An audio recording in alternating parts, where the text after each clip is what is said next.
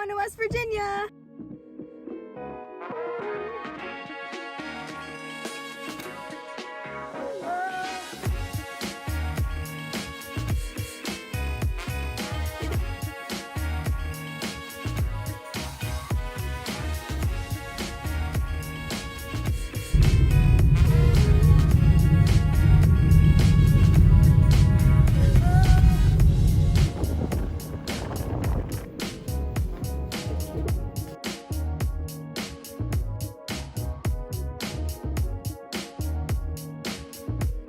Hey guys, what's up? It's your local Speechie here, and for those of you who haven't read the title of the video yet, I have a graduate school interview tomorrow. So if you guys are new to my channel, I would like to be a speech pathologist in the future, so my interview is going to be a speech pathology master's program interview. Okay, so my interview is tomorrow at 7 a.m. and I am completely unprepared. I've had rehearsal every night this week and I literally had an exam this morning, so I was studying the whole week and I've just totally been unfocused from everything happening over here. So tonight I'm going to be showing you everything that I'm going to do to make myself prepared tomorrow. And the first step is to not do what I did and to prepare earlier than I have. But before I get into what I'm doing tonight, I'm going to tell you what the schedule looks like for my group interview tomorrow. So from 7:45 to 8:30 we have a sign-in and a welcome, and then from 8:30 to 9 we have a graduate student Q&A, and then from 9 to 9:45 we have a presentation, and then from 9:45 to 10:30 we have a walking tour, and then from 10:30 to 11 we have our first interview, and then from 11 to 11:30 we have our second interview, and then from 11:30 to 12 we have our third interview. And then from 12 to 12:45 we have lunch, which I'm very excited about, and then from 12:45 to 2:30 we're going to be doing a tour of the Health Science Center. So that's basically what my schedule is going to look like tomorrow, and I need to stop talking now because I need to get ready.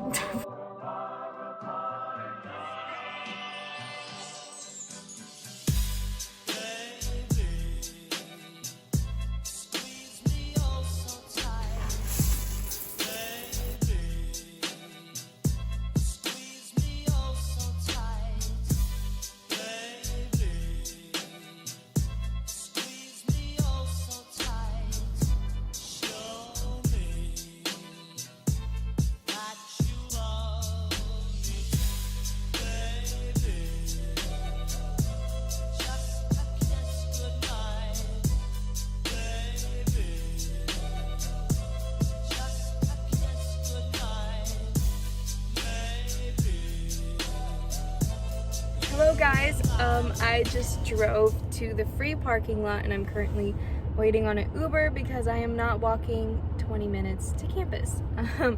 So that's where I am right now, and let me tell you, when I was driving away from the hotel, I thought the roads were gonna be fine because they don't look that bad.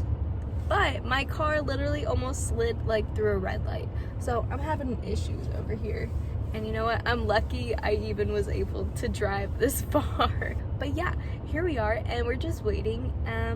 So once I get to where the Uber is taking me, I'm supposed to go to Allen Hall.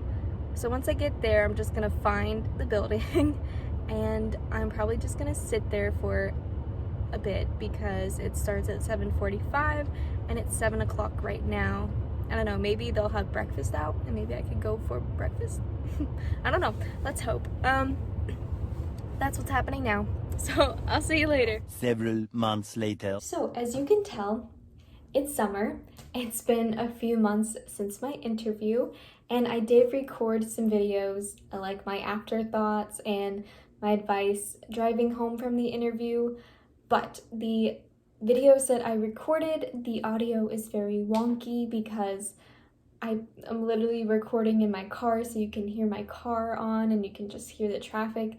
So the audio is not great. So this is why I've been waiting to post this video for a while, just because I wanted the chance to re-record all my advice and all my thoughts. Anyway, here I am a few months later and I'm going to be talking about my interview, and I'm going to be giving you some advice. So to start, my first 2 interviews that we had were both group interviews, and they were actually pretty fun. So in our first interview, we were told to come up with an app that would be helpful for our field and explain why we thought it would be helpful. So we came up with an app that basically translated sign language signals for people that, did not know sign language. Now, apparently, the group before us also came up with that same idea.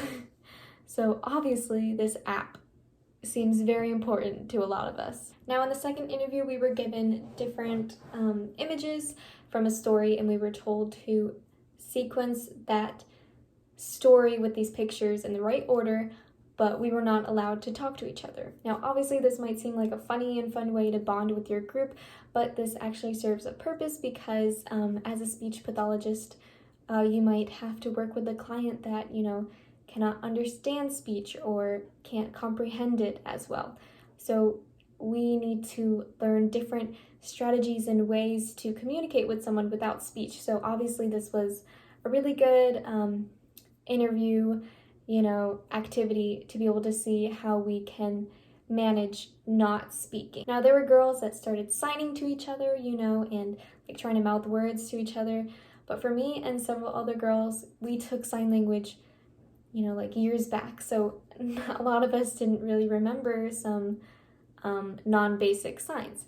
So I basically was confused. So I had to get out a piece of paper and I was basically writing down everything that I had in my picture. And we were all trying to write down things on this piece of paper.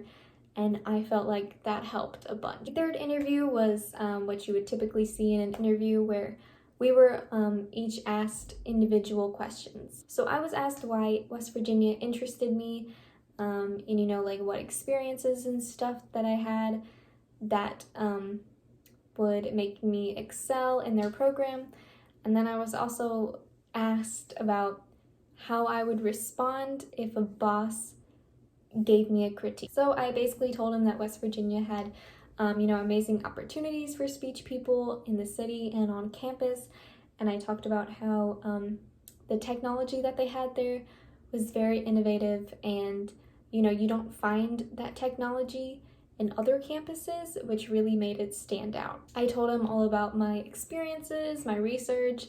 I didn't really talk about my grades because I was at the interview for a reason. They already knew that I was academically excelled. So I talked about more about my volunteering and who I shadowed with and stuff like that. For the critique question, I basically told him that obviously I would respect my boss and educate myself in how to properly go about something, but I would also, stand my ground and let them know exactly why I did make the decision to do whatever they were critiquing me on. So essentially our interview was pretty short. We didn't get asked that many questions. I wish I could, give you more like question examples that we were given, but we really weren't given too many. But at West Virginia, the whole interview process was just so laid back and nonchalant, and I didn't feel nervous at all. The faculty were all friendly and welcoming,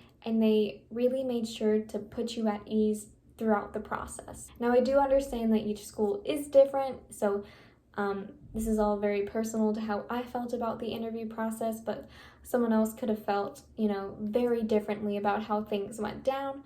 That's how I felt, and I know that other schools may be more strict or, not as laid back as West Virginia was. So all in all, I thought that the interview process was great, and I was very happy that I was able to come see the campus and meet everyone, and meeting the faculty and everyone else on campus. It really made me feel, even more welcomed, and it just made me love West Virginia even more. Now, I was accepted into West Virginia, but I did sadly have to reject due to money reasons, but I just basically wanted to compile some advice for you guys if you do have a graduate school interview coming up. So tip number 1, which is a tip that a lot of people already know, but do dress professionally. Try to wear as many black and white, like color tones, or just neutral tones.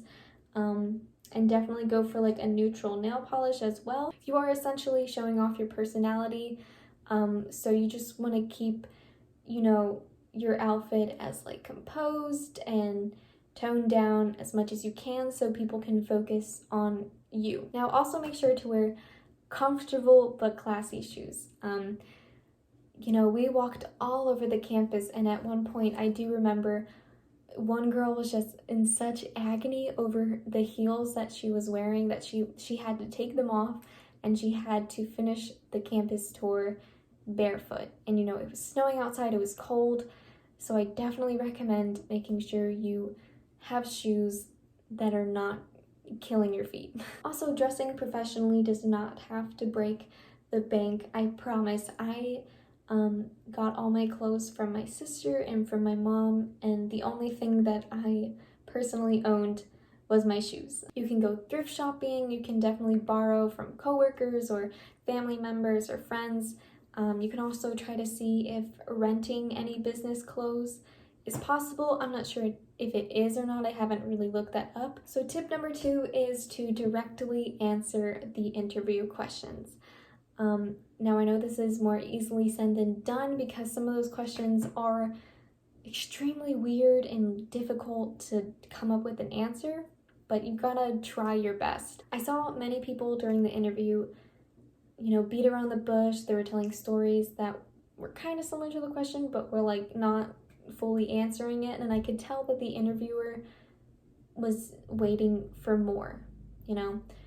So just try your best to directly answer the question. Number 3, answer your questions short and concisely. You're gonna wanna keep your answers short and sweet because the interviewers have a long day, you have a long day, you have to really keep the interview moving, you know, swiftly and smoothly. And, you know, it is a really great skill to have, to be able to, you know, speak concisely and show that the interviewers that you do not have to over-explain yourself, you know, because that's what they really want to see. Number 4, try to adapt your answers to each specific interviewer. Now this means before your interview or throughout your undergrad, you're gonna wanna try to volunteer and shadow as many different places as you can. So for example, one of my interviewers, you know, was all about research, and she was talking about all about her research and what she was doing in the future. So I made sure to talk to her about how I had an independent research study with my professor and how it really, you know, made my research skills better, and how I was gonna have the opportunity to present his research at the Pennsylvania Speech Pathology Convention, which sadly was canceled, but this experience was, you know, very cool for her to see. Another example is I had one interviewer that taught a neurology class, so I was able to talk to her about how I volunteered with the stroke center and how I was able to, you know, talk to stroke patients and really learn different communication strategies to be able to understand what they wanted to tell me and have them understand what I was trying to tell them. Now I know it is really hard to get different experiences while you're working and while you're trying to get good grades.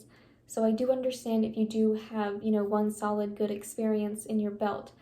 So if you do have this, make sure you adapt what you're talking about this experience to each different interviewer so you aren't repeating, you know, the same story over and over. So number 5, last but not least, get a good night's sleep and make sure you are eating enough throughout the day. So typically at a graduate school interview, they will let you, you know, look around the campus and, you know, meet the faculty and other people that, you know, applied like you.